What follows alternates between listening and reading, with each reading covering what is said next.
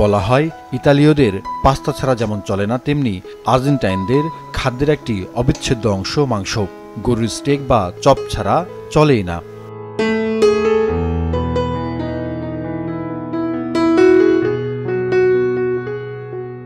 লাতিন আমেরিকার দেশটির প্রতিটি পরিবারই তাদের খাবারে এক টুকরো হলেও মাংস খোঁজে।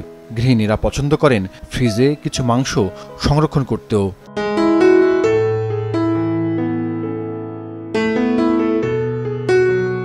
এতদিন কম দাম, ভালো মান আর পর্যাপ্ত উৎপাদন, এসব কারণে গরুর মাংস খাওয়ার অভ্যেস তৈরি হয়েছে দেশটিতে।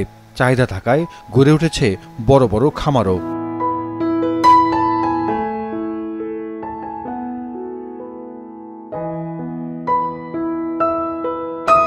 তবে দীর্ঘদিনের খাদ্যাভ্যাসে বাঁধ সেজেছে মুদ্রাস্ফীতি। অর্থনৈতিক মন্দার কারণে দেশটিতে গরুর মাংসের ব্যবহার কমেছে 16%। হিসেব বলছে চলতি বছর একজন আর্জেন্টাইন 44 কেজি গরুর মাংস খেয়েছেন, যা গত বছর ছিল 52 কেজি।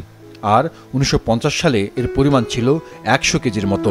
ওয়ালটন ফ্রিজ কিনে অনেকের মতো আপনিও হয়ে যেতে পারেন মিলেনিয়াল। সেরা পণ্যের সেরা অফার।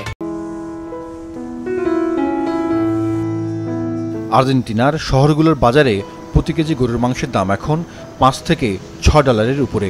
বাংলাদেশি মুদ্রায় তা 600 থেকে শুরু করে 700-র কিছু বেশি। সংশ্লিষ্টরা বলছেন, গরুর মাংসের দাম যে খুব বেশি তা নয়, মূলত মানুষের ক্রয় ক্ষমতা ভয়ানকভাবে হ্রাস পেয়েছে। তারপরও কষাখানাতে লোকেরা এখনও গরুর মাংস কিনতে যান, তবে বিক্রি কমেছে।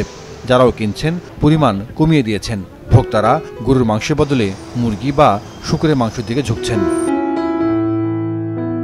স্থানীয় ব্যবহার কমে যাওয়ায় বিদেশে রপ্তানি বেড়েছে গরুর মাংসের। বর্তমানে আর্জেন্টিনার গরুর মাংসের শীর্ষ ক্রেতা চীন, কিন্তু আন্তর্জাতিক বাজারেও দাম কমে যাওয়ায় রপ্তানি খাতটিও বর্তমানে কঠিন সময়ের মধ্য দিয়ে যাচ্ছে।